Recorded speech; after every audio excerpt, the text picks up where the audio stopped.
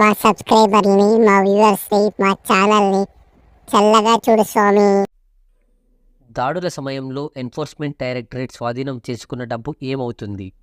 Enforcement directorate అనగా ED ఆర్థిక నేరాలు, మనీ లాండరింగ్, అవినీతి మొదలైన వాటి సంబంధిత తనిఖీ మరియు చట్టపరమైన చర్యలు నిర్వర్తిస్తుంది. ఈడీ అనేక రాజకీయ నాయకులు మరియు అధికార స్థలాలపై దాడి చేసి నగదు మరియు నేరారోపణ పత్రాలను స్వాధీనం చేసుకున్న సందర్భాలు చాలా ఉన్నాయి. ఇప్పుడు ఈడీ ద్వారా రికవరీ చేయబడిన నగదు ఏమవుతుంది అనే ప్రశ్న తలెత్తుతుంది. నివేదికల ప్రకారం డబ్బును స్వాధీనం చేసుకునేందుకు దర్యాప్తు ఏజెన్సీకి అధికారం ఉంది, కానీ అది తిరిగి పొందిన నగదును కలిగి ఉండదు. ఇటీవలి నెలల్లో బుకింగులు, దాడులు లేదా అరెస్టుల ద్వారా ప్రతిపక్ష పార్టీలకు చెందిన పలువురు నాయకులకు ఈడీ లక్ష్యం చేసుకుంది. దాడుల్లో ఈడీ స్వాధీనం చేసుకున్న నగదు ఏమవుతుందో అర్థం చేసుకుందాం. ఈ వీడియోని చివరి వరకు స్కిప్ చేయకుండా చూడండి. నచ్చితే లైక్ చేయండి, షేర్ చేయండి. ఇప్పటి వరకు సబ్స్క్రైబ్ చేసుకోకపోతే మన ఛానల్ని సబ్స్క్రైబ్ చేసుకోండి. డబ్బును స్వాధీనం చేసుకునేందుకు దర్యాప్తు ఏజెన్సీకి అధికారం ఉంది, కానీ అది రికవరీ చేసిన నగదును కలిగి ఉండదు. ప్రోటోకాల్ ప్రకారం ఏజెన్సీ నగదును రికవరీ చేసినప్పుడు నిందితుడు నిధుల మూలాన్ని వివరించడానికి అవకాశం ఇవ్వబడుతుంది. ఉదాహరణకు, ఈడీ వంటి ఏజెన్సీ ఒకరి ఇంటిపై దాడి చేసినప్పుడు వారు అక్కడ ఉంచిన అన్ని వస్తువులను పంచనామాను సిద్ధం చేస్తారు. పంచనామా అనేది ఒక నేరం జరిగిన ప్రదేశంలో ఒక అధికారి చేసే సాక్ష్యాలను మరియు కనుగొన్న విషయాలను నమోదు చేసే చట్టపరమైన సంబంధాన్ని కలిగి ఉన్న పత్రం.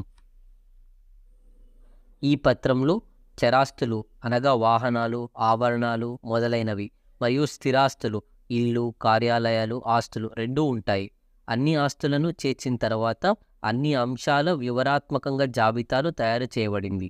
పంచనామాపై దాడి చేసిన వ్యక్తి సంతకం చేసుకుంటారు. ఒకవేళ ఈడీ 5 లక్షలను రికవరీ చేస్తే సందేహాస్పద వ్యక్తి ఈ నిధుల మూలాన్ని తప్పనిసరిగా ఖాతా ఇవ్వాలి. వారు ఇటీవల బ్యాంకు నుండి చెక్ ద్వారా మొత్తాన్ని విత్డ్రా చేసుకున్నట్లు క్లెయిమ్ చేశారనుకోండి, ఆ సందర్భంలో వారు సమర్పించాల్సి ఉంటుంది. సంబంధిత ఉపసంహరణ స్లిప్ను వారు ఈ డాక్యుమెంటేషన్ను రూపొందించడంలో విఫలమైతే డబ్బును జప్తు చేయడానికి ఈడీకి అధికారం ఉంటుంది. ప్రారంభంలో నేరాలు లేదా నల్లధనం సంభావ్య ఆదాయాలను పరిగణించబడుతున్నాయి. ఆ నిధులను పిఎంఎల్ఏ కింద స్వాధీనం చేసుకున్నట్లు. పిఎంఎల్ఏ అనగా మనీ లాండరింగ్ నిరోధక చట్టం. స్టేట్ బ్యాంక్ ఆఫ్ ఇండియా అధికారులు నోట్ కౌంటింగ్ మిషన్ను ఉపయోగించి రికవరీ చేసిన డబ్బును లెక్కించడానికి పిలిపిస్తారు. కౌంటింగ్ పూర్తయిన తర్వాత ఈడీ అధికారులు బ్యాంకు అధికారుల సమక్షంలో జప్తు జాబితాను సిద్ధం చేస్తారు.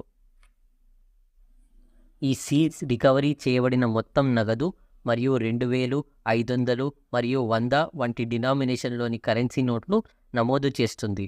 డబ్బు ఆ తర్వాత సాక్షుల ముందు పెట్టెల్లో సీల్ చేయబడుతుంది మరియు సంబంధిత రాష్ట్రాల బ్యాంకు బ్రాంచులకు రవాణా చేయబడుతుంది. అక్కడ అది ఏజెన్సీ కలిగి ఉన్న వ్యక్తిగత డిపాజిట్ల ఖాతాల్లో జమ చేయబడుతుంది. తదనంతరం నిధులు కేంద్ర ప్రభుత్వం ఖజానాకి బదిలీ చేయబడతాయి. ట్రయల్ వ్యవధిలో జప్తు చేయబడిన నిధులు ఈడీ, బ్యాంకులు మరియు ప్రభుత్వానికి పరిమితం కాదు. నిందితులు దోషిగా తేలితే ఆ మొత్తాన్ని ప్రజాధనంగా కేంద్రానికి బదిలీ చేస్తారు. నిందితుడు నిర్దోషి అని తేలితే ఆ డబ్బు వారికి తిరిగి వస్తుంది.